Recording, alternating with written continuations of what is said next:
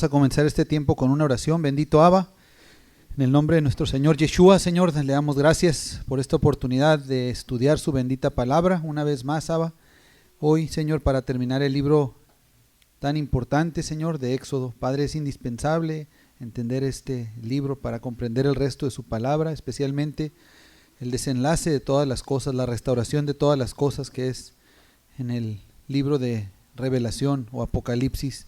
Padre, nos encomendamos a usted para que prepare nuestra mente y nuestro corazón para recibir su bendita palabra, Señor.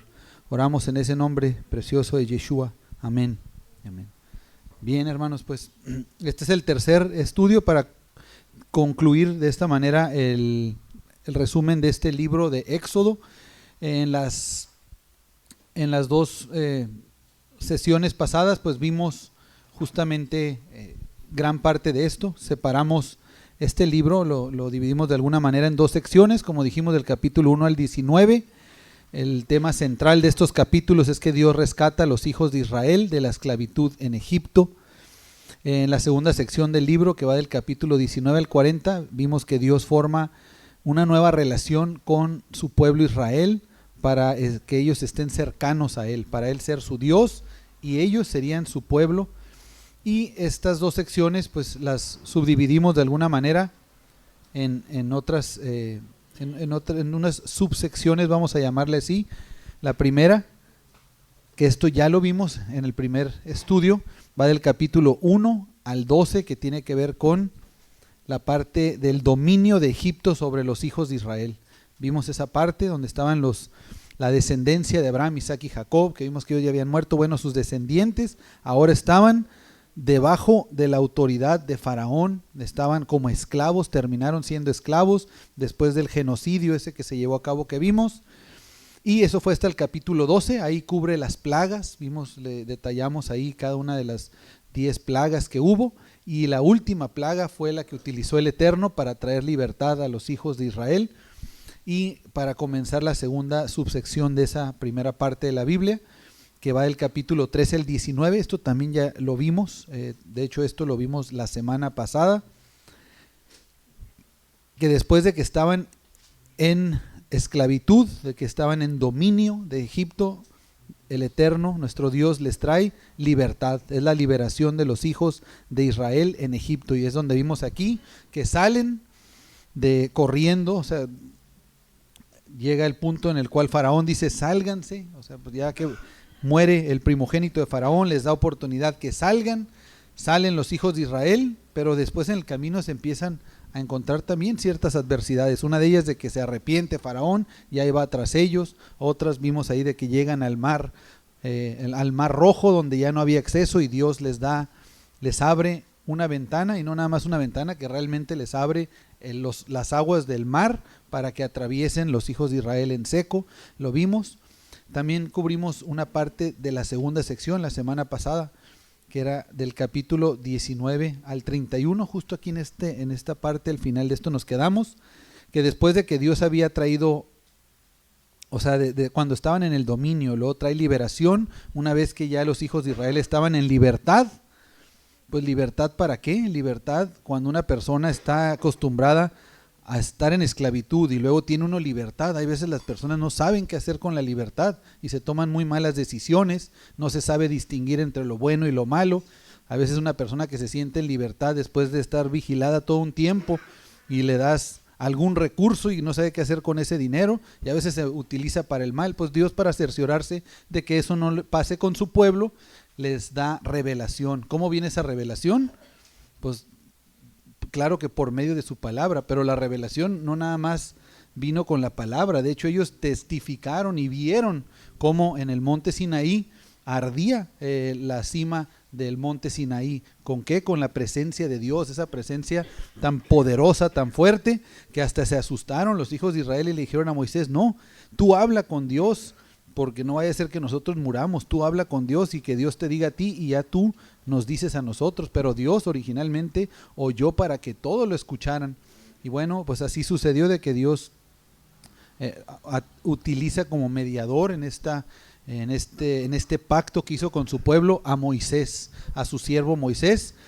Y su revelación viene, que Él se reveló, o sea, delante de ellos. Ellos vieron su gran poder y su presencia en el monte Sinaí, pero no nada más es una revelación de su persona, o sea, de su presencia, sino de su palabra. Les da su palabra para distinguir y discernir entre lo santo y lo profano. Es ahí donde vemos que ya no es, pues trajo a aquellos que eran esclavos, sino aquí Dios ahora les llama a una relación más íntima de Él con cada uno, de que ahora ellos, ya con la revelación de la palabra de Dios, no se comporten como unos animalitos o por instinto o como otros pueblos, sino que sean diferentes de los demás pueblos. ¿Para qué? Porque con la revelación de Dios, con la palabra de Dios, ahí es donde viene también a nosotros una identidad como pueblo de Dios. Y esa es la última parte que hoy vamos, con el favor de Abba, a cubrir en eso.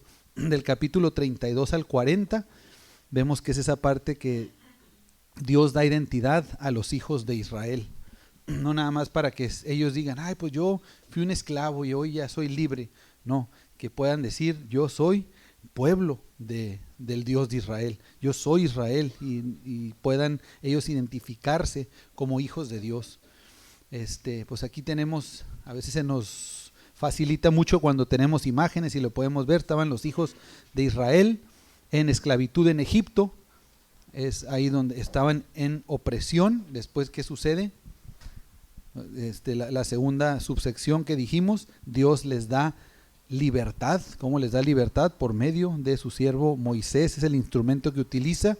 Les da esa libertad a su pueblo y los dirige hacia el rumbo Sinaí, en donde les da ahora revelación de su bendita palabra. Y hasta ahí todo va bien. Hasta ahí íbamos la semana pasada y prácticamente ahí nos quedamos. Empezamos a ver algunas de estas mandamientos que Dios les había dado. Mandamientos aparte del decálogo, aparte de las conocidas como 10 palabras, de los 10 mandamientos. Aparte de eso, si recuerdan, ya en el capítulo 23, si mal no recuerdo, por ahí vimos que les había dado ya 3 fiestas. La fiesta de panes sin levadura, les dice que ahora la van a implementar, y les da otras 2 fiestas. Una le llama a la fiesta de las primicias del trigo, que después se le cambia de nombre o no se le cambia de nombre, sino se le da otro nombre aparte, que es la de las semanas, o Shavuot, o más adelante Pentecostés. Esa fiesta les da. Y a la otra le llama la de la cosecha de la salida del año, la más grande cosecha, que más adelante se le pone también el nombre de Sukkot. Así es que ya aquí les da sus fiestas, les da sus mandamientos, les dice qué es bueno, qué es malo. Obviamente, al estar en libertad, les da sus días de reposo. Y si se fijan, Dios instruye a su pueblo para que vivan dignamente, es decir, conforme a la voluntad de Dios. Y todo iba marchando perfectamente bien hasta que llegamos a una donde se termina, se puede decir, la parte de la libertad. ¿Qué hacen con la libertad los hijos de Israel? Este terrible suceso que aconteció, la adoración del becerro de oro. Esto está en el capítulo 32 específicamente. La semana pasada nos quedamos entre el 30 y 31. Ahorita aquí estoy mencionando el 32 porque ese es muy importante. ¿Por qué? Porque vemos la misericordia de Dios. Vamos a verlo un poquito más a fondo ahorita en unos minutos, pero vemos la misericordia de Dios, que después de haberlo rescatado, de haber visto su gran poder, de haber contraído con ellos algo que la Biblia llama como un matrimonio, es decir, les da sus mandamientos para Él ser su Dios y que ellos sean su pueblo, siendo una semejanza como un matrimonio entre el hombre y la mujer. Así Dios iba a cumplir esa parte, y cumplió esa parte del hombre en la provisión, en el cuidado, en la protección para su pueblo. Pero, ¿qué es lo que sucede? Que prácticamente en la noche de bodas, se puede decir, en lo que Moisés estaba arriba, todavía no bajaba, ya aquellos que habían dicho, Naaseh v'nishma, todo lo que el Señor diga, oiremos y haremos. Todos dijeron lo correcto, dijeron lo que era bonito, dijeron algo que era muy bueno. Cuando antes de escuchar los mandamientos de Dios, lo que Dios diga, nosotros vamos a obedecer, vamos a escuchar y obedecer lo que Dios diga. Es lo correcto de decir, pero es muy difícil hacerlo. Lo dijimos la semana pasada, porque nosotros a veces se nos hace muy fácil comprometernos. Sí, lo que Dios diga yo hago, yo entrego a ti mi vida, Señor, para para que tú guíes mi vida, Señor, y yo te pongo a ti en primer lugar, y si tú me apoyas y me ayudas en esto, prometo que yo voy a cumplir. Decimos, somos fáciles, se nos hace muy fácil hablar y decir y prometer a Dios, pero es difícil, muy difícil cumplirlo. ¿Por qué? Porque se requiere amor. Eso es algo que más adelante en la Biblia Moisés empieza a utilizar. Aquí les da sus mandamientos, y los mandamientos los transmite nada más diciendo, esto sí hacen, esto no, esto sí hagan, esto no. Y los mandamientos hasta ahí se dividen en positivos y negativos hoy día. No de que sean negativos en contra de nosotros, sino que son prohibiciones. Como por ejemplo, no robar, se le llama negativo o prohibición porque es no robar, es una prohibición. Obviamente no es malo para nosotros. No matar, obviamente es una prohibición. Todos los mandamientos son buenos, todos los mandamientos son vida, pero más adelante en Deuteronomio es cuando nos damos cuenta que Moisés ya no transmite nada más los mandamientos como una lista de lo que sí hay que hacer y de lo que no, sino empieza a decir Moisés, y amarás al Señor con todo tu corazón, y empieza antes de dar los mandamientos, dice, ama al Señor con todo tu corazón. ¿Por qué? Porque se requiere de amor a Dios para guardar sus mandamientos. Sin amor a Dios no se pueden guardar sus mandamientos. Lo que nos va a motivar a nosotros y a convencer de guardar sus mandamientos es el que hayamos tomado la decisión de amar a Dios y ponerle a Él en primer lugar. Aquí vemos que no nada más se trató de que los hijos de Israel dijeran, sí Señor, lo que tú digas haremos, y eso así lo vamos a hacer y obedecer. No, ¿por qué? Porque a la primera oportunidad, cuando se sintieron solos de que se fue Moisés, ya no tenían mediador, cayeron en esta idolatría tremenda que ahorita vamos a ver. Pero a pesar de eso y la misericordia de Dios, Dios les da una nueva oportunidad. Hasta ahorita apenas vamos en el segundo libro de la Biblia, y cuántas oportunidades ya ha dado Dios de Adán, luego a Noé. Y después de Noé llegó otros cuantos años y llega Abraham. Y después de Abraham, pues pasan otros, 300 años y están los hijos de Israel en Egipto, y luego mueren, y luego años después se levanta a Moisés.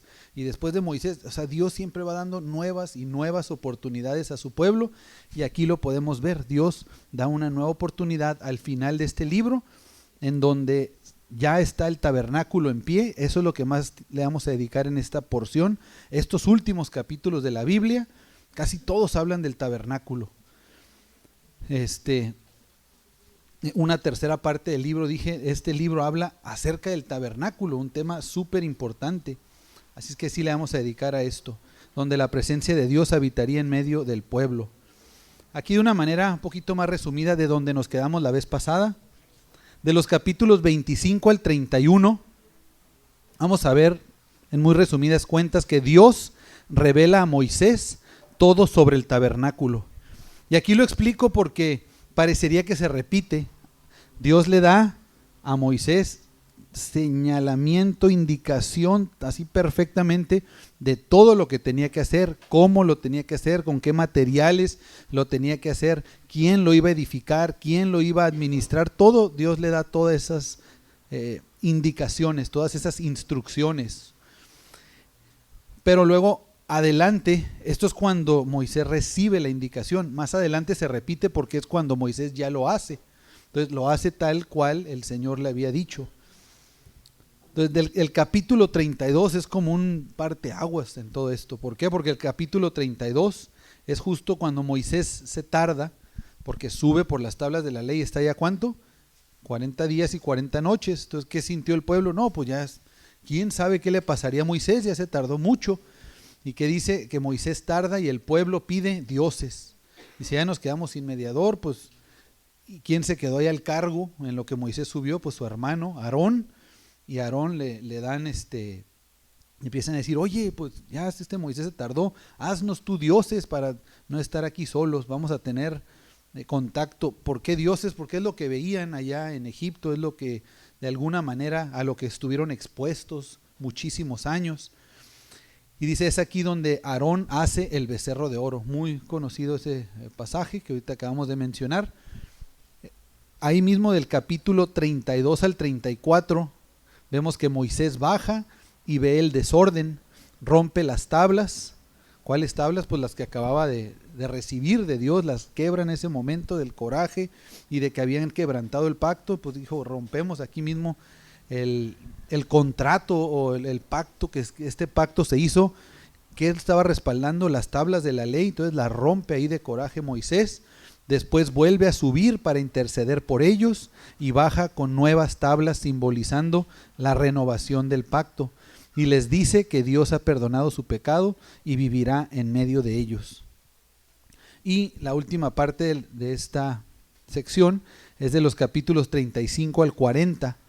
El pueblo trae ofrendas voluntarias para el tabernáculo, el cual construyen Betzaleel y Aholiab, y termina el libro con la presencia de Dios llenando el Mishkan, el tabernáculo. Entonces, bueno, esto lo pongo de esta manera para que esta última sección la llevemos un poquito en orden, o más bien dicho, que tengamos buena noción de cuándo aconteció cada cosa. La semana pasada terminé hablando precisamente el tabernáculo, no quise continuar porque es mucha información, digo, y es muy importante. Dije que en la Biblia son un total de lo que se resume en 50 capítulos que se hablan en toda la Biblia acerca del tabernáculo, uno de los temas más importantes de la Biblia. Y ese tema casi nunca se habla mucho al respecto, y hay tanta información, claro que simbolismo en esto, pero es tan importante aprender cómo funcionaba, analizar de cuál era el propósito de todo esto, porque por eso son muchos capítulos, para que tengamos una buena noción de cómo opera la santidad de Dios y nuestra relación con Dios. ¿Qué era el tabernáculo? Es el tabernáculo que Dios estableció, es el lugar, le llamaban el Ohel Moed también, el punto de reunión, el centro de reunión entre el pueblo y Dios. Es el lugar de convocación en donde el pueblo se iba a acercar a Dios. ¿Para qué? Para presentar las ofrendas, todo lo que fuera necesario para que fluyera la relación y la intimidad entre Dios y su pueblo. ¿Por qué no iba a fluir? Por el pecado. Dios está alejado del pecado. Sabemos que al pecar nos alejamos de la presencia de Dios, y Dios trajo este tabernáculo como un medio temporal y simbólico para que veamos cómo podemos restaurar y restablecer nuestra relación con Dios. Entonces, por eso es tan importante este capítulo. A veces se le da importancia a otros temas que no son ni tan trascendentes. Si vienen aquí en un pedacito de la Biblia, acá otro, y quieren forzar de que hay puntos y doctrinas muy fuertes en la Biblia, cuando no, en la Biblia se puede percibir claramente cuáles son los más importantes. El tabernáculo es uno de ellos. Esto, como lo dije, viene todo en el tabernáculo del capítulo 25 al 31, aunque nosotros lo vamos a analizar ahorita más adelante, en donde ya lo ponen, lo implementan y lo van levantando. Pero vamos a tomar aquí desde que sucedió eso trágico de la idolatría, de que justo cuando Moisés estaba recibiendo las tablas de la ley, en ese momento que sintieron que se tardó Moisés, el pueblo, y que dijeron, haznos dioses, le dijeron a Aarón. ¿Qué es lo que Aarón hizo? Pues accedió a lo que el pueblo quería. Ahora sí que la presión, imagínense, de millones de personas forzando a quien quedó como líder, que no estaba listo, no estaba firme, y con tal de dobló las manos, dobló las manitas para acceder a lo que el pueblo quería, y les hizo este ídolo al cual no nada más se gozaron y danzaron, dice la Biblia, que le presentaron holocaustos, ofrendas de paz y barbaridad y media. En lo que Moisés estaba allá arriba, como dije, en plena noche de bodas prácticamente, acababan de casarse con el Eterno, de firmar ese pacto de amor, de ellos ser su pueblo y él ser nuestro Dios. Y que le dice el Eterno a Moisés, dice: Moisés, baja porque tu pueblo ya anda mal. Una de las cosas que repetidamente he dicho, entre las cosas que entre las cosas que Moisés le propuso al Eterno, le dijo a estos, dice, este pueblo que es de dura cerviz, dice, ¿qué tal si lo termino, lo fulmino, acabamos con todos ellos por idólatras y comienzo contigo y tu descendencia una nueva, ahora sí que una nueva bendición? Eso de alguna manera le propone el Eterno a Moisés. ¿Y qué es lo que Moisés contesta? Le dice, no, Señor, dice, no, Señor, porque ¿qué van a decir? Que sacaste a todos estos de la esclavitud en Egipto y que los trajiste para que se murieran aquí en el desierto. Señor, ¿dónde va a quedar tu nombre? Lo que le importaba a Moisés no es él quedar bien, sino que se cumpliera el propósito de Dios. Que es, Dios obviamente estaba preparando la vida de Moisés. Todo esto es para que se afirmara la convicción en Moisés, porque Moisés estaba listo para ellos. Nosotros, yo me pongo siempre que leo esa parte, me pongo y digo que Dios me lo hubiera dicho a mí. Obviamente, ¿qué hubiera sido mi reacción? Tristemente, me doy cuenta, bola de idólatras, paganos, desobedientes, mátalos, Señor, nosotros empezamos. Amén, aleluya, gloria a Dios. O sea, eso es lo que reaccionamos, pero Dios por algo escogió este varón. Dios se fija en el corazón de las personas. Dios no se fijó qué tanto sabía, qué tanto podía hablar, qué tanto autoridad tenía sobre los demás. Dios se fijó en su corazón, que había nobleza y que el propósito de la vida de Moisés era que se cumpliera el propósito de Dios. Y eso es la gran cualidad de Moisés. Así es que estaban estos adorando al becerro de oro. Vamos a leer ahí en Éxodo 32. Viendo el pueblo que Moisés tardaba en descender del monte, se acercaron entonces a Aarón y le dijeron: levántate, haznos dioses que vayan delante de nosotros, porque a este Moisés, el varón que nos sacó de la tierra de Egipto, no sabemos qué le haya acontecido. Y Aarón les dijo: apartad los zarcillos de oro que están en las orejas de vuestras mujeres, de vuestros hijos y de vuestras hijas, y traédmelos.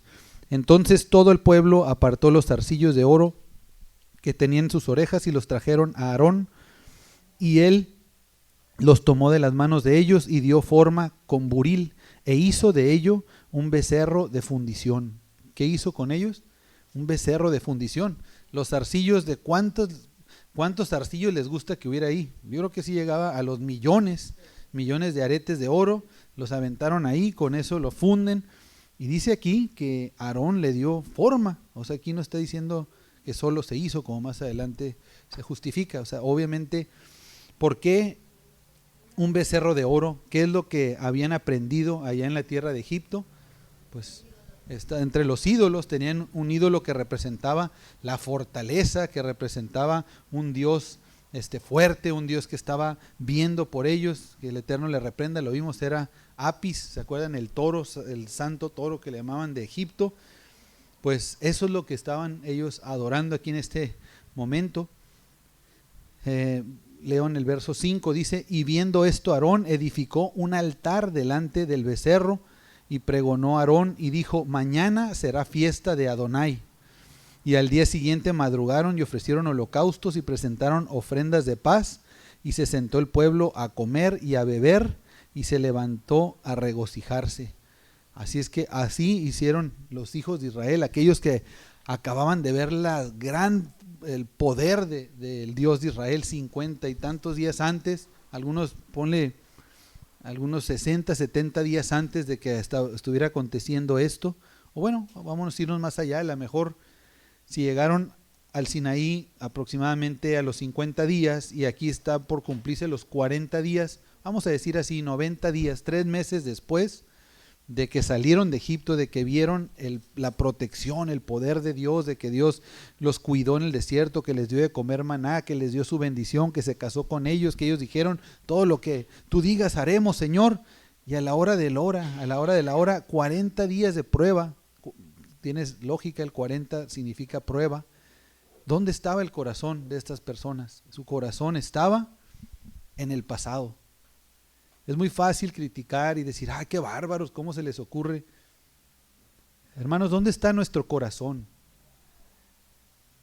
Cuando decimos somos hijos de Dios, testificamos de las maravillas que ha hecho Dios en nuestra vida, y cuántas cosas traemos colgando de los vínculos que hemos tenido de nuestro pasado, cosas que venimos arrastrando y que no queremos soltar, y que volteamos y queremos todavía hacer lo que hacíamos en otro tiempo fuera de la voluntad de Dios, en otras identidades, y así como ellos diciendo, no, pues es que esta es una fiesta para Dios, es que lo que yo hacía antes, aunque no era de Dios, pues ahora lo traigo yo y lo hago para Dios. Y no me estoy refiriendo especialmente a una fiesta, me refiero en toda nuestra vida, en las cosas que decimos, que hacemos, que pensamos, que enseñamos a nuestros hijos. Es fácil decir qué bárbaros, qué mal estaban al hacer esto, pero ¿cuántas veces nosotros hacemos y actuamos como actuábamos antes fuera de los caminos de nuestro Dios? Es para que reflexionemos en esto. Así es que rompe las tablas Aarón. En Éxodo 34, del 1 al 2 dice: y Jehová dijo a Moisés: alízate 2 tablas de piedra como las primeras, y escribiré sobre estas tablas las palabras que estaban en las tablas primeras que quebraste. Prepárate pues para mañana y sube de mañana al monte de Sinaí y preséntate ante mí sobre la cumbre del monte. Las tablas que rompió Moisés, ¿de quién las había recibido? Del Eterno, de Dios. ¿Quién había escrito esas tablas? Dios. ¿Quién había preparado esas tablas? Dios. Dios preparó las tablas, escribió en ellas y las dio a Moisés. Esos eran el pacto que tenía Dios con su pueblo. Dios había puesto todo, absolutamente todo. Lo sacó a su esposa, vamos a decirlo así, a su pueblo, lo saca de Egipto, les da alimento, comida, sustento, vestimenta, calzado, les da libertad, les dice, aquí están días de reposo para que recuerden que no es como cuando estaban de esclavos en Egipto, les da sus mandamientos. Y a pesar de todo lo que les dio, al pueblo no le había costado nada, absolutamente nada, sino solamente confiar en Dios. Que confiar en Dios, ayer platicaba con mi hijo Alberto, me decía que confiar en Dios no es fácil, y en verdad que confiar en Dios no es fácil, porque va en contra de lo que muchas veces vemos, o a veces va en contra de lo que sentimos, y eso tiene mucha fuerza sobre nosotros. Confiar en Dios no es fácil. Vemos en la Biblia que hay personajes, nada menos acabamos de ver hace poquito a Jacob, y Jacob aprendió a confiar en Dios. Su abuelo también, Abraham, aprendió, Isaac aprendió, todos van aprendiendo a confiar en Dios, se va aprendiendo conforme se va obedeciendo y confiando uno, valga la redundancia, en Dios. Es difícil, pero lo que le decía a mi hijo, pero lo más difícil verdaderamente es vivir sin Dios. Ahí es sumamente difícil y estamos destinados al fracaso sobre todo en términos de nuestra eternidad. Pero bueno, Dios había provisto todo y Él había puesto todo, al pueblo no le había costado nada. Bajan, están adorando al becerro de oro, Moisés rompe las tablas, dice: ¿qué es este mal tan grande que han hecho? Voy a subir nuevamente delante de Dios para ver si Él puede perdonar este mal tan grande. Sube otros 40 días, sabemos, dice la Escritura, otros 40 días y 40 noches, y Dios en su misericordia, claro que sí los perdona, pero esta vez Él no preparó las tablas, sino como dice aquí Éxodo 34, del 1 al 2, y Jehová dijo a Moisés: alízate 2 tablas de piedra como las primeras. Las primeras las había hecho el Eterno, las segundas, ya le está diciendo, aquí ya no va a ser todo gratis. Si quieren, ustedes tienen que poner de su parte para que yo les dé mis mandamientos, que sus mandamientos que representan el pacto. Ustedes quieren estar en pacto conmigo, ustedes traigan las tablas. Ya no es todo así de que todo depende de Dios, y a veces todavía queremos estar así. Queremos decir, el Señor nos ha dado su palabra, nos ha dado el testimonio de nuestro Señor Yeshua, y juntamente con eso la salvación y la vida eterna. Y nosotros, ¿qué queremos? No queremos ceder nada. Decimos, no, yo ya recibí a Cristo en mi corazón y ya con eso ya no hay pierde de la salvación, ya la tengo asegurada, haga lo que haga. Mentiras, eso es falso, eso no es congruente. Y aquí se puede ver en la Escritura que Dios le dijo, alízate esas tablas, le dijo a Moisés, representativo de esa renovación del pacto, porque habían invalidado su pacto, pero aquí ¿qué vuelve a hacer? Les vuelve a dar esa oportunidad, pero ocupan ellos presentar sus tablas. ¿Qué dice la Escritura? ¿Que cuáles son esas tablas que tenemos que preparar nosotros? ¿Tablas en piedra? No, sino en nuestro corazón. ¿Quieres tener un encuentro con tu Dios? ¿Quieres entrar en pacto con tu Dios? No es nada más de decir, Señor, pues yo a lo que tú digas yo voy, ya, punto. O sea, tú pon todo y yo nomás ahí estoy. No, Señor. Dios quiere personas que estén dispuestas a preparar las tablas de su corazón para que ahí sea escrita la ley de Dios, los mandamientos de Dios, sin excepción. No decir, Señor, yo estoy listo y preparo las tablas para que escribas, pero nada más esta y esta, o de los 10 mandamientos, no, pues quita el cuarto porque el día de reposo no se me facilita. No, alístate las piedras, y los mandamientos los escribió Dios.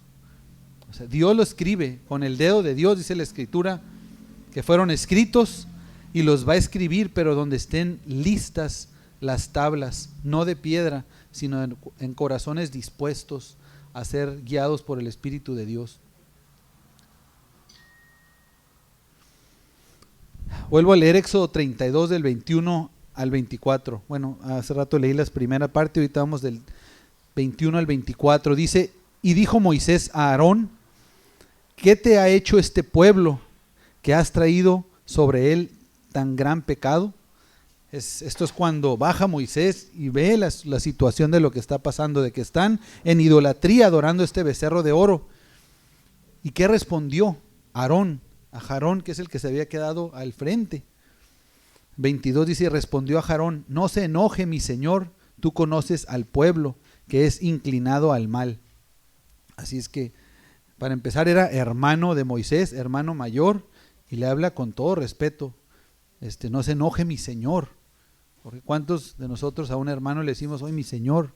No le decimos, pero ¿por qué es que le dijo? Porque entendía que Dios había puesto la autoridad en su hermano, en Moisés. No eran iguales.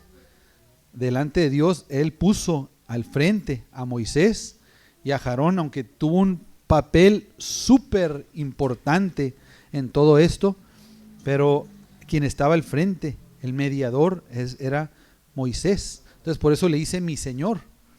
Y más al saber que, ay, híjole, pues aquí ya hice mal. Entonces dice, y respondió a Aarón, no se enoje mi señor, tú conoces al pueblo que es inclinado a mal, porque me dijeron, haznos dioses que vayan delante de nosotros, porque este Moisés, el varón que nos sacó de la tierra de Egipto, no sabemos qué le haya acontecido.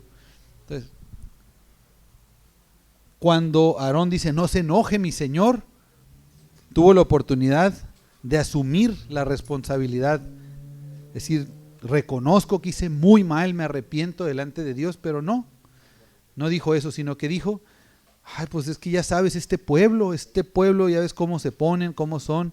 Así leo nuevamente, dice, dice, porque me dijeron, haznos, y respondió Aarón, no se enoje mi señor, tú conoces al pueblo. ¿A quién le eche la culpa? Al pueblo, que es inclinado a mal. Hasta ahorita apenas estamos en el segundo libro de la Biblia, y cuántas veces estamos viendo echarle la culpa a otro. Somos expertos en justificarnos, desde niños lo he mencionado. Siempre se trata de llegar delante del papá y ver quién se justifica. No, es que él tuvo la culpa, no, que él. Y es convencer al papá, y ahí se va, ya lo he mencionado, ahí se va uno siendo como experto en justificarse para echarle la culpa a otro. Y esto es lo que sucede en la Biblia, cuando cae Adán, cuando pecan, que le habla Dios a Adán, le dice Adán, ven, ¿qué dijo Adán? Señor, pues es que la mujer que tú me diste, no, pues yo estaba tranquilo, pero ella tiene la culpa, ella me hizo caer. realmente echando de la culpa a la mujer y a Dios. Dice, porque yo no estaba bien, pero tú me la diste, echando de la culpa. La mujer, ¿cómo se justificó? No, pues que la serpiente, o sea, yo estaba tranquila, pero es que esta serpiente. ¿Quién más se ha justificado de una manera absurda y ridícula? Pues hay varios en la Biblia, pero el que creo que se lleva el reconocimiento a la justificación más absurda es aquí Aarón, que esta justificación que puso es tan triste, no nada más le echa la culpa al pueblo, sino que dice en el 24, y yo le respondí, ¿quién tiene oro? Apartadlo.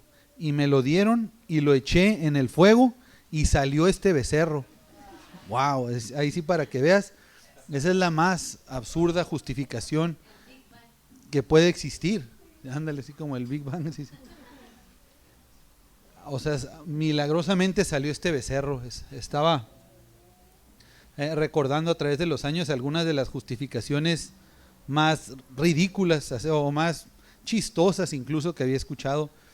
Hay un niño, era conocido un caso de un niño que quebró un dispositivo electrónico, lo quebró y sus papás, oye, dice, tú quebraste no, dice, no fui yo no lo quebré, dice, ya estaba quebrado cuando lo quebré, dice el niño, un chiquito, y no, pues no se dio cuenta y él solo pues echa de cabeza. Y ese tipo hay tantas justificaciones que van aprendiendo, pero empieza uno a aprender a justificarse y echarle la culpa a otros. La pregunta es, nosotros, seamos sinceros, ¿cómo nos justificamos? Dios a nosotros nos llama a estar en intimidad con Dios, a guardar sus mandamientos, a ser su pueblo, a vivir en santidad. ¿Y cuáles son las justificaciones? Señor, pues tú sabes que yo quiero, pero ahorita no puedo, dame chance. Y nos justificamos, es que ahorita tengo que cumplir, pero ya en cuanto cumpla yo con este compromiso, ahora sí entro contigo. No, Señor, yo en cuanto, es que ahorita no puedo por X o Y motivo. Señor, es que si tan solo, Señor, me hubieras dado otra familia. Señor, si tan solo me hubieras dado un mejor empleo. Señor, si tan solo me hubieras dado más dinero para no tener que estar así mordiéndome las uñas aquí a ver cómo le voy a hacer, tronándome los dedos. Y son tan ridículas nuestras excusas delante de Dios que lo único que ocasionan es que quedemos en ridículo, así como podemos ver este ejemplo de Aarón. La gran diferencia es que Aarón entendió. Quizás es uno de los ejemplos más ridículos en la Biblia, pero es uno de los personajes más santos en la Biblia. Era el sumo sacerdote, el primer sumo sacerdote de Israel, el varón que el Eterno utilizó para que por medio de la función que él hacía hubiera reconciliación entre el pueblo y Dios. Este personaje que erró, que mintió al hacer esto, que se llevó al pueblo a la idolatría y todo, rectificó su caminar y es uno de los mejores, los más importantes personajes de toda la Biblia. Y esa es la oportunidad que Dios nos da a nosotros. Dios nos ha sacado, así como al pueblo de Israel, nos ha llamado a salir de la esclavitud del pecado para darnos libertad, para darnos revelación por medio de su bendita palabra y podernos dar una identidad ahora como hijos de Dios, como parte del pueblo de Israel. La siguiente parte ya de la Biblia, y que es la última parte, tiene que ver con el Mishkan, con el tabernáculo. Mishkan significa tabernáculo. Digo, también en otras palabras, en otras partes de la Biblia se le conoce como el Ohel Moed, ya lo dije, que es tabernáculo de reunión o punto de reunión. Y ese tabernáculo, que es donde nos quedamos la semana pasada, a ver, me voy a brincar a la otra. Ay, pero bueno, no, aquí es un cuadro de nuestra intimidad con Dios. Aquí lo pongo, el Mishkan, el tabernáculo, es un esquema, creo que es una mejor palabra, de nuestra intimidad con Dios. Dice la Escritura que Dios le dio la visión de este tabernáculo ¿a quién? A Moisés. Y una de las cosas que dice que este tabernáculo era una réplica exacta, o sea, cuando lo construyó Moisés, es decir, cuando lo construyeron en tiempo de Moisés, porque realmente fue Betzaleel y Aholiab, pero Betzaleel el constructor que lo hizo de una manera muy impresionante, con mucho arte, con mucho detalle, quedó tal cual lo había visto Moisés, que dice que era una réplica del que está en los cielos. Entonces, de alguna manera, pues el tabernáculo es un recuadro del reino de los cielos, pero también es un esquema de nuestra intimidad con Dios. Pero aún más importante, es un esquema de la función del verdadero sumo sacerdote, que es nuestro Señor Yeshua. Del sumo sacerdote ya no de Leví, que era el primero Aarón, después sus descendientes, sino es una sombra y figura de la labor que hace su majestad Yeshua, sacerdote de acuerdo al orden de Melquisedec, para nosotros. ¿Cuál es su función de único mediador? Dice la Escritura, porque hay un solo Dios y un solo mediador entre Dios y los hombres, Yeshua Hadam, Yeshua hombre. Y aquí en este tabernáculo se puede ver todo esto. Está aquí los planos, vamos a decirlo así. La entrada sería ahí donde está la flecha, que de entrada sabemos que tenía la entrada por ese lado, y estaba justo, ¿qué tribu se encontraba ahí a la entrada de la puerta? La tribu de Judá, obviamente. ¿Por qué? Porque sabemos que la puerta es Judá. ¿Qué es Judá? Es Yehudá, ya lo hemos mencionado, es la tribu por la cual vendría el Mesías, Yeshua, que es la puerta. ¿A qué? A la presencia de Dios. Si este es el tabernáculo, se forma por tres partes realmente. La primera viene siendo, está en inglés, dice outer courtyard, en español le llaman el atrio, es la parte del patio, se puede decir. Y en el atrio hay dos elementos fundamentales. ¿Cuál está? Está el altar del holocausto, que viene siendo aquí ese asador, altar del holocausto, y después ese círculo ahí con agua, o ese círculo azul, es el lavacro. Tiene esos dos elementos en el atrio. Después ya entra uno dentro ya de la zona de casita, de la casita podemos decir, entra uno a través de este primer velo, y que hay ahí el lugar santo. En ese lugar santo hay tres elementos muy importantes. ¿Cuáles son? El candelabro o la menorá, es el candelabro de 7 brazos, y del otro lado está la mesa de los panes de la proposición, que los panes son 12 panes afilados en 2 hileras, y el otro es el altar del incienso,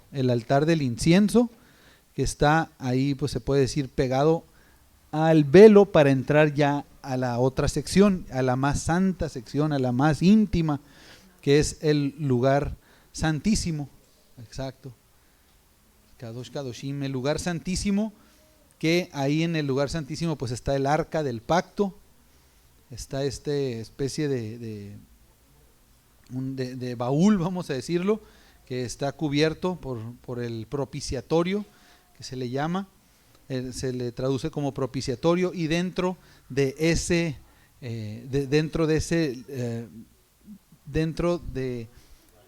esta arca, ¿qué se encuentra? Pues está la Torá, es decir, las tablas de la ley, la vara de Aarón, y una pieza de maná que está ahí presente, el maná que comieron en el desierto. Entonces está de esta forma, vamos a decir, la parte más importante, más íntima, es el lugar santísimo. ¿Por qué? Porque ahí es donde se manifiesta la presencia de Dios. ¿Cómo estaba el pueblo de Israel? Pues Dios, cuando les dijo que iban a construir este tabernáculo, y Él se iba a manifestar ahí en ese tabernáculo. De día dice que en forma de nubes, y en la noche en forma de fuego. Por mientras, donde estaba el pueblo, estaban todo alrededor de ese tabernáculo distribuidos así ordenadamente en base a como fue establecido por Dios de cada tribu. Todo el pueblo estaba alrededor, Dios habitando ahí en medio de ellos.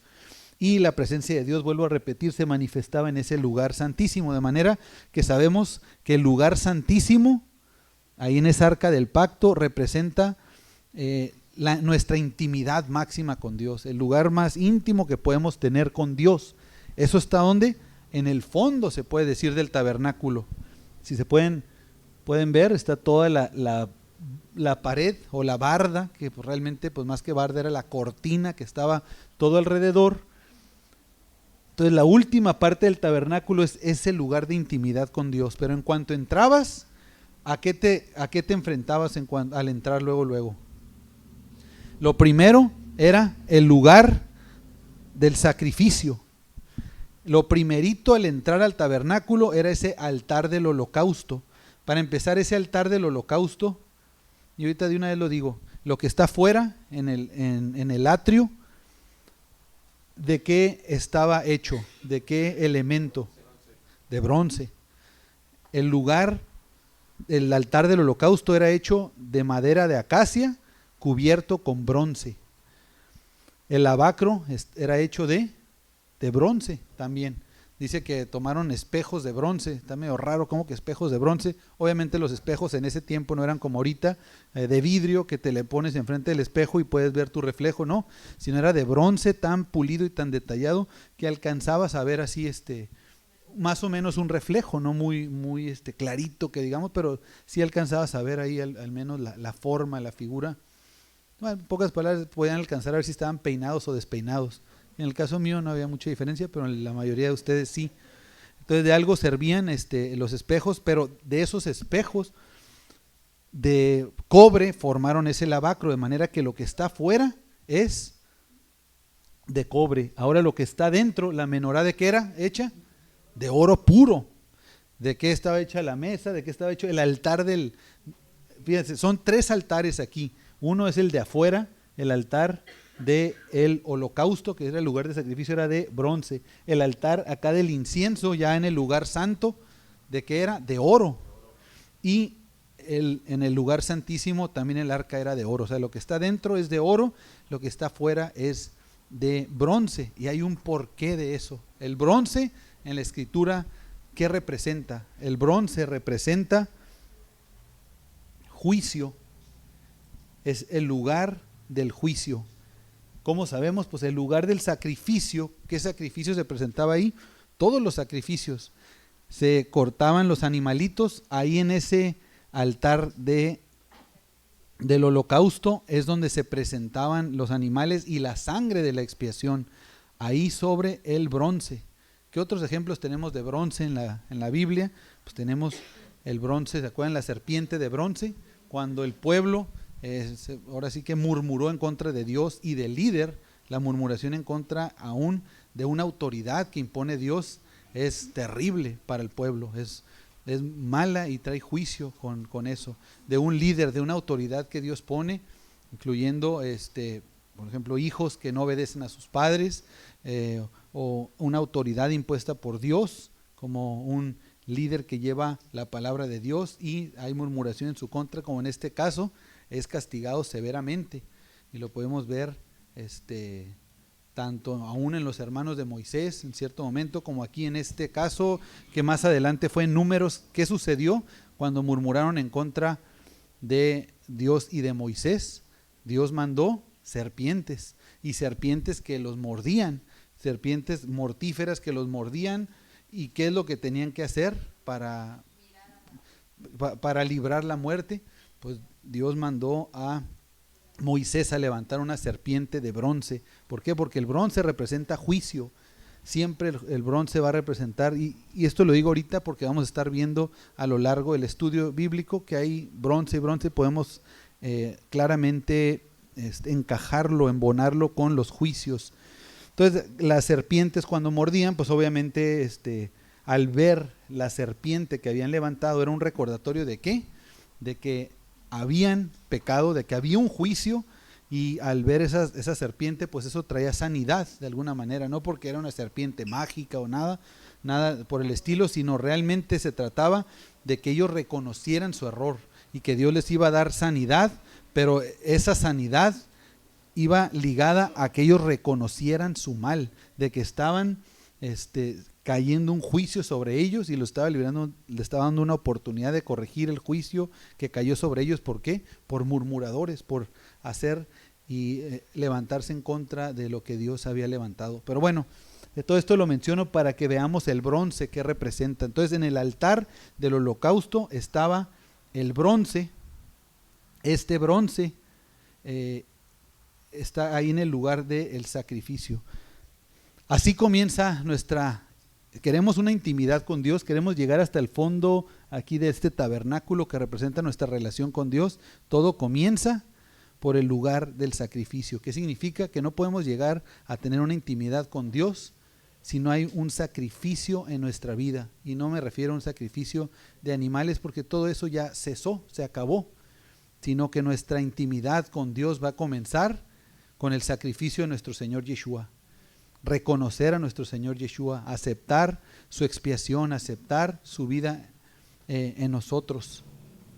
O sea, su vida, que por medio de su vida podemos llegar nosotros a la vida eterna. Y no podemos decir, bueno, como yo ya recibí el sacrificio de Cristo, de Yeshua, ahora ya estoy en intimidad con Dios. No, Señor, todavía te falta pasar por el lavacro, todavía te falta pasar al lugar santo y después poder acceder al lugar santísimo. O sea, no es nada más el sacrificio de nuestro Señor Yeshua, eso es la entrada. Entonces entra uno, es el sacrificio de Mashiach, de Cristo, de Yeshua, pero luego ¿qué sigue? Sigue aquí el lavamiento mediante la palabra, Efesios 5:26, y vamos a leerlo. Y muy interesante aquí que el hermano Horacio menciona el tevilá, el bautismo, exactamente, sí está representada ahí el agua. Pero vamos a leer Efesios 5:26, si me hacen favor.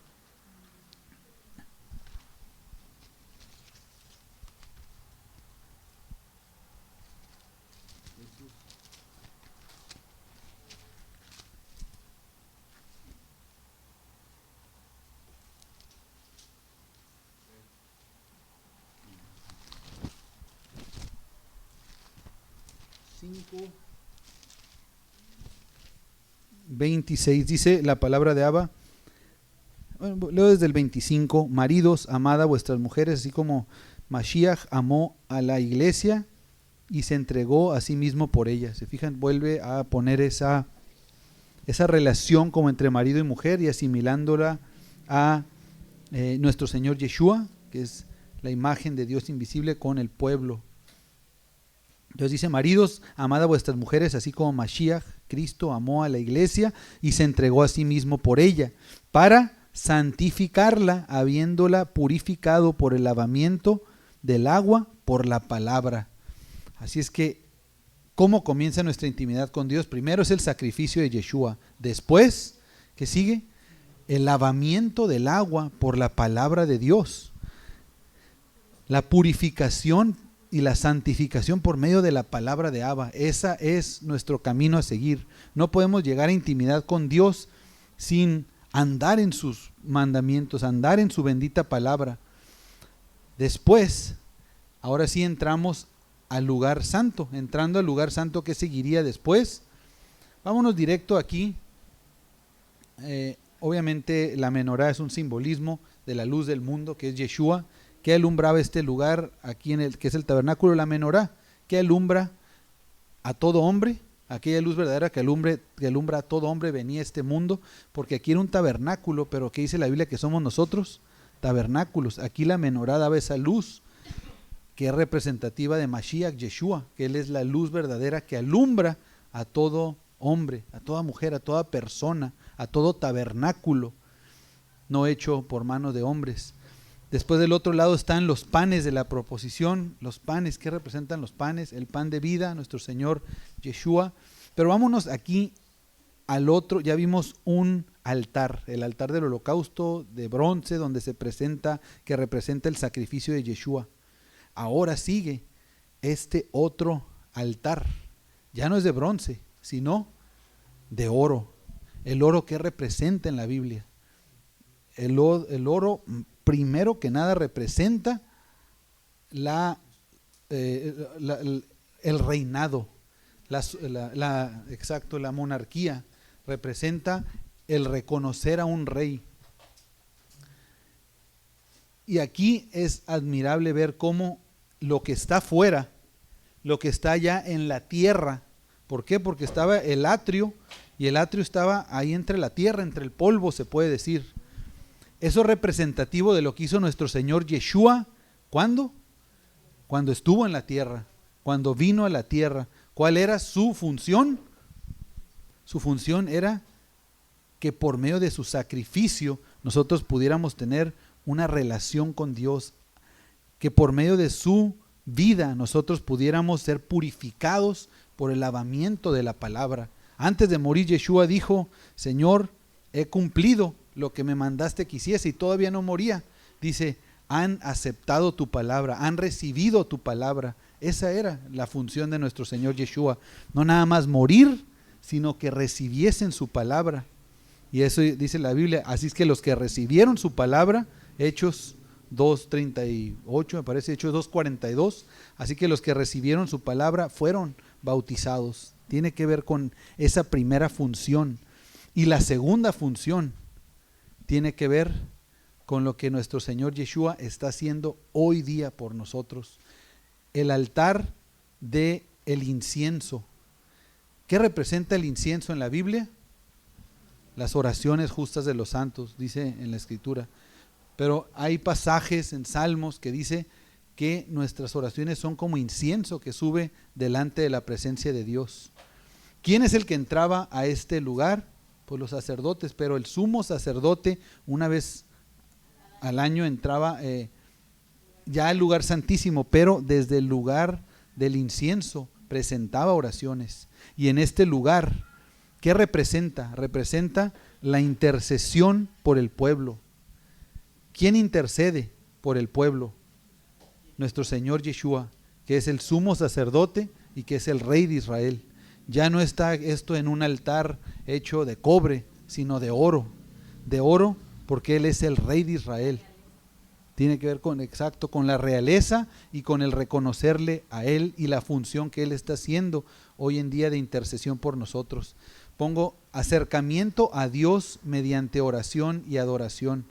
Es decir, no es nada más, como dijimos, el sacrificio, sino es la palabra, y ahora es el saber que nuestro Señor Yeshua es el que nos está acercando y está intercediendo por nosotros. Ya llegando ahí, ahora se requería de rociar la sangre en el velo para después poder entrar al lugar santísimo donde estaba la presencia de Dios. Si podemos ver, todo tiene que ver con la labor que hizo nuestro Señor Yeshua, pero nosotros no podemos decir, no ponemos nada, Señor, sino alistar las tablas de nuestro corazón.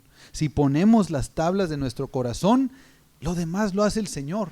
¿Qué tiene que haber en nosotros? La disposición de no andar adorando otros becerros de oro, otras cuestiones, otros dioses, tener oficios que no le agraden a Dios, hacer cosas que no le agraden a Dios, ver como entretenimiento cosas que no le agrada a Dios. No, sino todo lo contrario, someternos a su voluntad. Y cuando digamos, Señor, todo lo que tú dices, haremos y oiremos, realmente decirlo de corazón y no nada más de dientes hacia afuera. Éxodo 30 del 1 al 10 dice: harás asimismo un altar para quemar el incienso, lo que estábamos viendo, de madera de acacia lo harás, su longitud será de 1 codo y su anchura de 1 codo, será cuadrado, y su altura de 2 codos, y sus cuernos serán parte del mismo, y lo cubrirás de oro puro, su cubierta, sus paredes en derredor y sus cuernos, y le harás en derredor una cornisa de oro, le harás también 2 anillos de oro debajo de su cornisa, a sus 2 esquinas, a ambos lados suyos, para meter las varas con que será llevado. Harás las varas de madera de acacia y las cubrirás de oro, y lo pondrás delante del velo que está junto al arca del testimonio, delante del propiciatorio que está sobre el testimonio, donde me encontraré contigo. Y Aarón quemará incienso aromático sobre él cada mañana, cuando aliste las lámparas que quemará.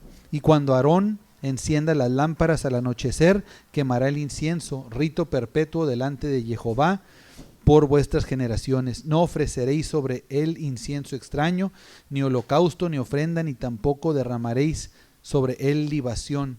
Y sobre sus cuernos hará Aarón expiación una vez en el año con la sangre del sacrificio por el pecado para expiación. Una vez en el año hará expiación sobre él por vuestras generaciones. Será muy santo a Jehová. Así es que Dios da sus mandamientos específicos, no para que nosotros le cambiemos, como dice, no ofreceré sobre él incienso extraño ni holocausto. A Dios no trates de acercarte en base a tu iniciativa y a lo que tú puedas y como puedas y lo que se facilite. No, Dios busca adoradores que le adoren en espíritu y en verdad, y Él quiere que lo hagamos conforme a su palabra, a lo que Él establece.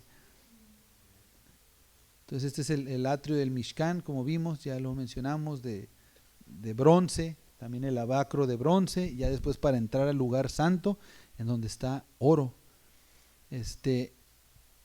Como vimos, ahí están estos dos, los dos altares. Se puede decir el altar a la entrada, que es el que tenemos abajo, del lado izquierdo abajo, que es de cobre, es el altar del holocausto, donde se presentaba la sangre de la expiación, y tenemos el altar del incienso.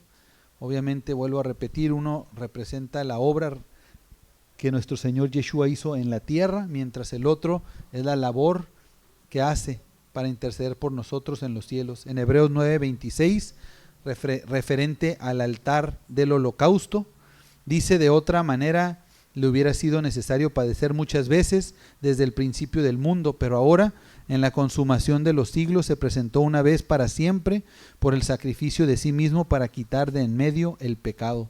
Esa es la labor de nuestro Señor Yeshua. Se presentó como sacrificio, por eso fue sacrificado, para quitar el pecado de en medio de nosotros, algo que se hacía ahí afuera del atrio. Y adentro del atrio, en Hebreos 7, del 23 al 25, dice: y los otros sacerdotes llegaron a ser muchos debido a que por la muerte no podían continuar, mas por cuanto permanece para siempre, tiene un sacerdocio inmutable, por lo cual puede también salvar perpetuamente a los que por él se acercan a Dios, viviendo siempre para interceder por ellos. ¿Quién es nuestro intercesor? ¿Quién es el que levanta oración? Nuestro Señor Yeshua. Aarón era sombra y figura de lo que hizo Yeshua, y representaba no nada más lo que hizo en la tierra, sino lo que hoy en día hace en los cielos por nosotros, por su pueblo, que intercede por nosotros como ese único mediador entre Dios y los hombres, como lo dice su bendita palabra.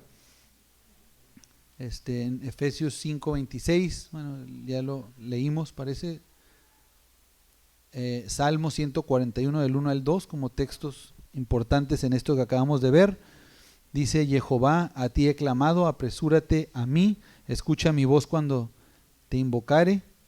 Suba mi oración delante de ti como el incienso, el don de mis manos como ofrenda de la tarde. Entonces vemos que el incienso eso representa, y pues hay un recuadro.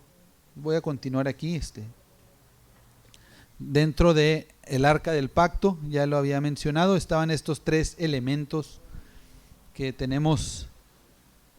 Tenemos la vara de Aarón, que era una vara, pues ahora sí que una vara, no dice de qué, ahora sí que de qué era esa vara, obviamente de un árbol, una vara de madera, pero de qué tipo de árbol no dice. Se cree que era de almendro. ¿Por qué? Porque más adelante dice que esa vara reverdeció, es decir, de esa vara seca, de esa vara muerta, dio fruto.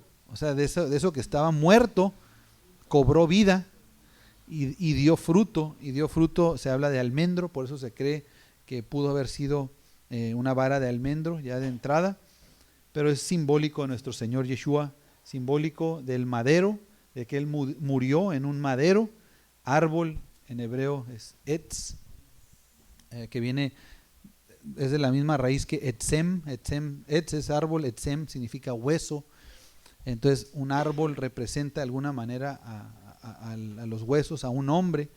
Entonces esa vara que cobra vida es que de lo muerto ahora da vida, tiene mucho que ver con nuestro Señor Yeshua, que murió para ser resucitado, para resucitar de entre los muertos. Entonces está la vara de Aarón, que eso representa la vida, la resurrección de nuestro Señor Yeshua, la autoridad.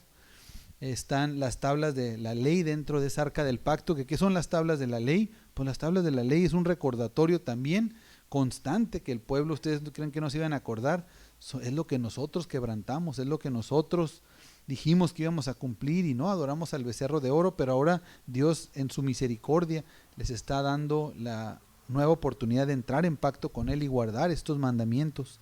Y está el maná, que significa la provisión de Dios, la provisión de Dios para su pueblo. O sea, Dios siempre cumplió su parte, vio por su pueblo, alimentó a su pueblo, protegió a su pueblo, santificó a su pueblo, y eso es lo que Dios quiere para nosotros, que vivamos en santidad y en amor con Él, en una relación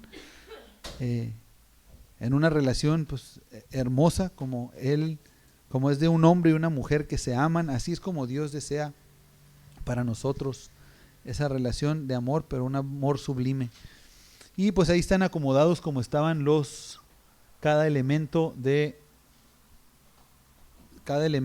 tabernáculo, y si lo acomodamos tal y como está pues escrito en la bendita Torá, en este libro de Éxodo, como fue hecho, pues claramente se ve un recuadro como una cruz, una especie de cruz, que es donde mi convicción personal es que nuestro Señor Yeshua sí fue crucificado en una cruz. Más adelante más evidencia lo vamos a ver en el libro de Números, pero simplemente como estaban acomodados desde el altar del holocausto, el lavacro, después el altar del incienso, hacia un lado la menorá, hacia el otro lado los panes de la proposición, y finalmente en la parte de arriba que estamos viendo aquí, el arca del pacto, pues se forma esta figura, y ahí se manifestaba la presencia de nuestro Dios. Entonces tiene mucho sentido que haya sido en una cruz donde se manifestó la presencia de nuestro Dios en el tabernáculo, ya no hecho con manos de hombres, sino el cuerpo de nuestro Señor Yeshua. Entonces, como vimos en Hebreos 8:5, dice, los cuales sirven los cuales sirven a lo que es figura y sombra de las cosas celestiales, como se le advirtió a Moisés cuando iba a erigir el tabernáculo, diciendo, mira, haz todas las cosas conforme al modelo que se te ha mostrado en el monte. Entonces, el tabernáculo es sombra y figura, aquí lo dice, de las cosas celestiales, de los propósitos de Dios.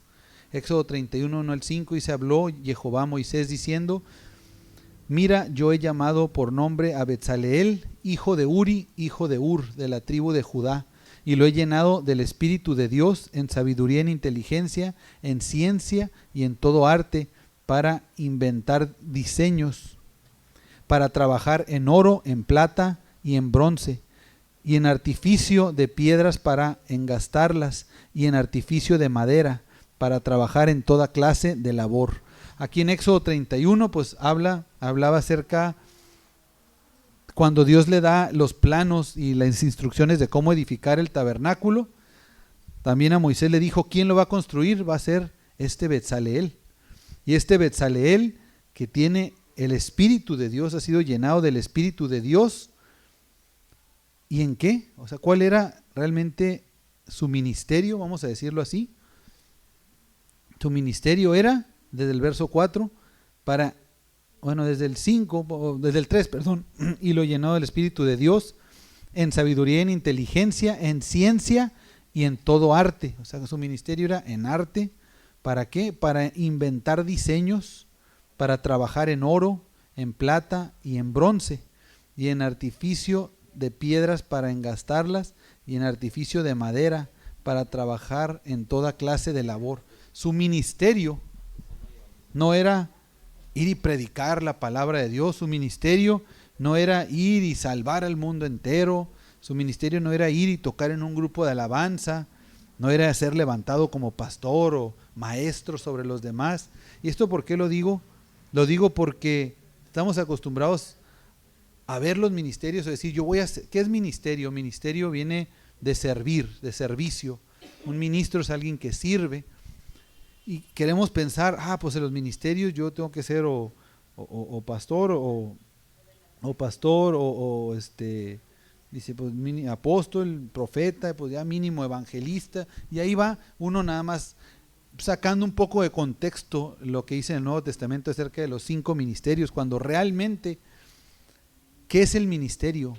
Aquí podemos ver que este personaje, su ministerio, era su oficio, la bendición que tenía, los talentos y el don que Dios le dio de trabajar en piedras, de trabajar en oro, de trabajar en madera y de hacer arte, de esculpir madera, de esculpir piedras.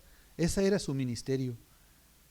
Y esto lo remarco porque queremos a veces servir a Dios en base a un molde de lo que nos enseñaron o en lo que crecimos desde niños en la iglesia católica, en la iglesia cristiana, en la iglesia X iglesia, que testigos de Jehová, que esto. El ministerio tiene que ser servir a Dios en lo que sea que nosotros emprendamos, en lo que sea que nosotros nos dediquemos. Y si a lo que yo me dedico, mi oficio, no honra a Dios, comenzar por ahí. Salte de ese oficio que no honra a Dios para que sirvas a Dios en lo que haces. Fue lleno del Espíritu, no para abrir iglesias, no para abrir sinagogas. Fue lleno del Espíritu para que por medio de su oficio fuera de bendición para otros. Y así es como nosotros, hermanos, tenemos que ver. Pongo aquí, Dios por medio de su Espíritu lo capacita para trabajar oro, plata, bronce y para esculpir en piedra y madera. Es hora de que comencemos a identificar el llamado de Dios para nosotros. Tu ministerio va ligado a tu oficio y a toda tu vida y a tu persona. Dios te da por medio de su Espíritu el empoderamiento. ¿Qué significa empoderamiento? Pues poder, va desde la capacitación, que sepas que no vas en nombre de alguien más, sino tienes el respaldo del Dios Todopoderoso. Pongo la capacitación, mi ministerio no depende de lo que me pongan a hacer en la iglesia o congregación, sino depende de lo que hagas para Dios en tu diario vivir en el lugar que Dios te ponga. Esa es la verdadera definición de ministerio, y lo podemos ver aquí en la vida de Betzaleel. Ya al final del libro, con esto terminamos, hermanos. Estamos en el verso 37. No, bueno, aquí me regreso al 33, perdón, pero ya estamos en la parte final. Un dato bien interesante.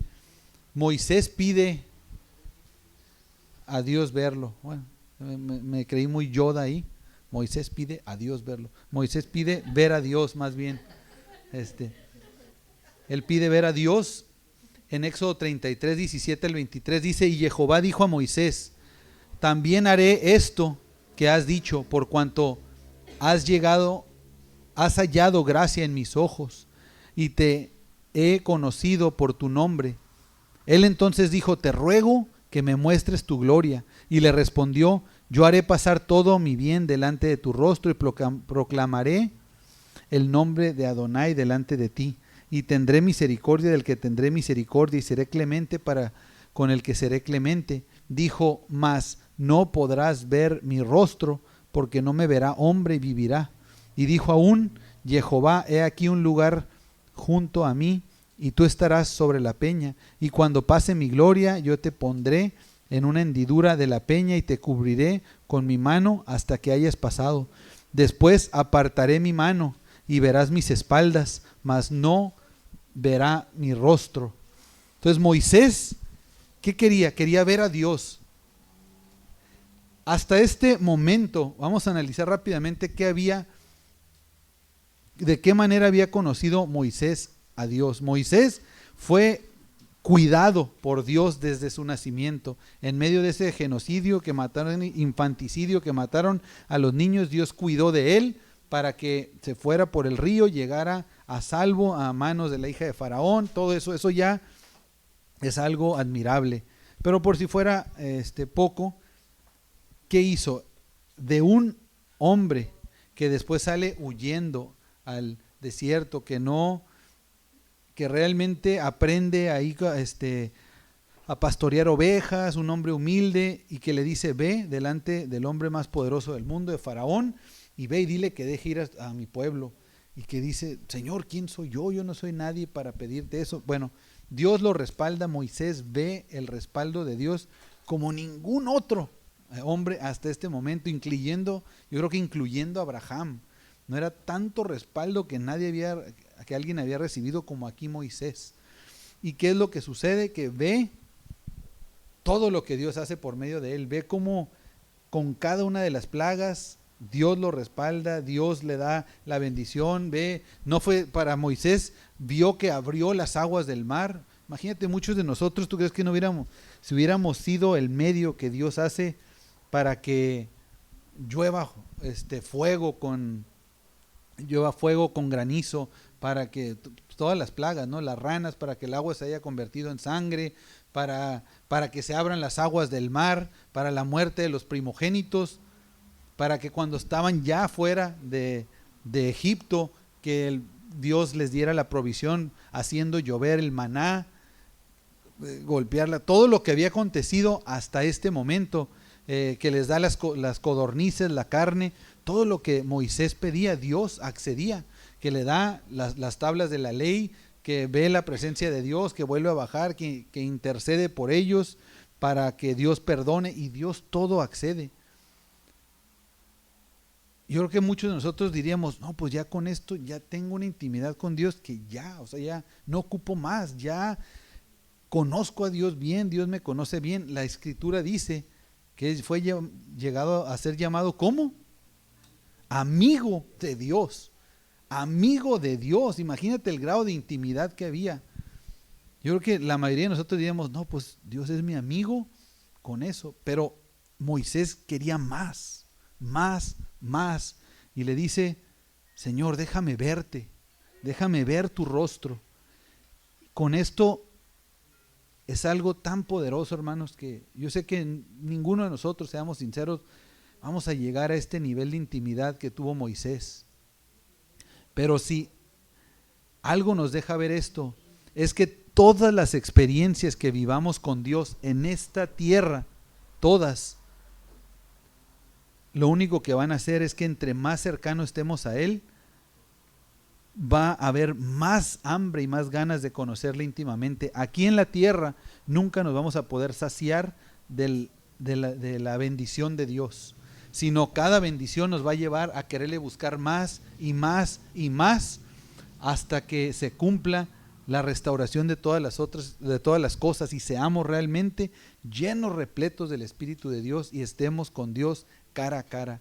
Pero por mientras no le vamos a ver cara a cara. Por mientras, ¿qué es lo que sucedió? Él envió a su Hijo para que sea la imagen de ese Dios invisible, ese Dios que no se podía ver. Envía a nuestro Señor Yeshua para que Él sea la imagen de ese Dios. Queremos conocer a Dios. En Yeshua podemos ver esa imagen de lo que es nuestro Dios, y podemos ver y entender que cada bendición que Dios tiene para nosotros es para que tengamos más hambre de Él. Con cada milagro que venga a nuestra vida, con cada oración contestada, no es para que digamos: bueno, Señor, muchas gracias. No, sino que estemos más y más y más en intimidad con Él, porque Él es bueno y Él es lo que desea para nosotros. Él siempre ha querido que estemos cercanos a Él. Termina Éxodo 40, pues cumpliéndose un hecho maravilloso. Realmente terminan de levantar el tabernáculo, y al levantar este tabernáculo lo inauguran, y viene una restauración tremenda. ¿Cuál es? De que después de miles de años de que el hombre no tenía así como la bendición de habitar junto con Dios en el mismo ambiente, que Dios estuviera en ese mismo ambiente que el pueblo habitando, lo que era en el Edén, cuando estaba Dios y estaba Adán y Eva, pues aquí en este momento se había restaurado esto. En Éxodo 40, del 34 al 38 dice: entonces una nube cubrió el tabernáculo de reunión y la gloria de Jehová llenó el tabernáculo, y no podía Moisés entrar en el tabernáculo de reunión porque la nube estaba sobre él y la gloria de Jehová lo llenaba. Y cuando la nube se alzaba del tabernáculo, los hijos de Israel se movían en todas sus jornadas, pero si la nube no se alzaba, no se movían hasta el día en que se alzaba, porque la nube de Jehová estaba de día sobre el tabernáculo y el fuego estaba de noche sobre él, a vista de toda la casa de Israel en todas sus jornadas. Ay, perdón.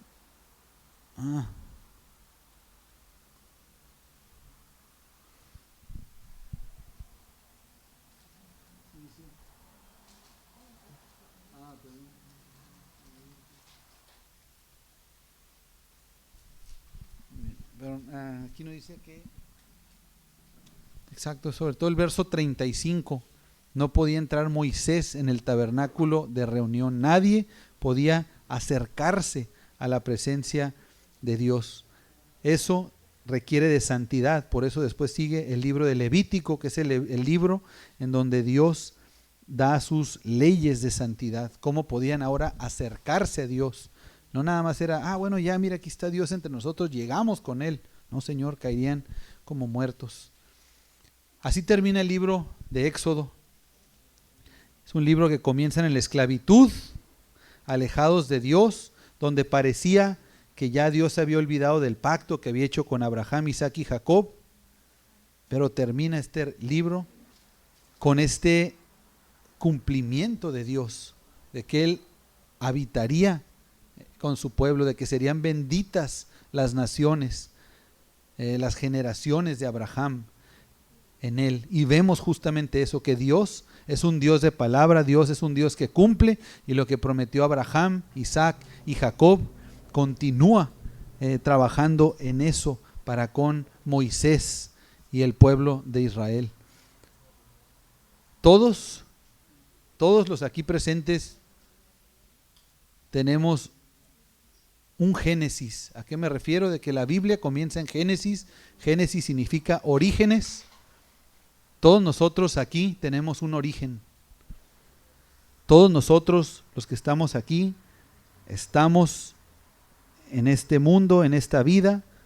Dios tuvo a bien que fuéramos creados.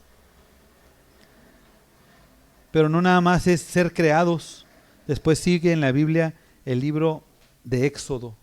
Ahí es donde yo me pregunto, ¿realmente todos tenemos un éxodo?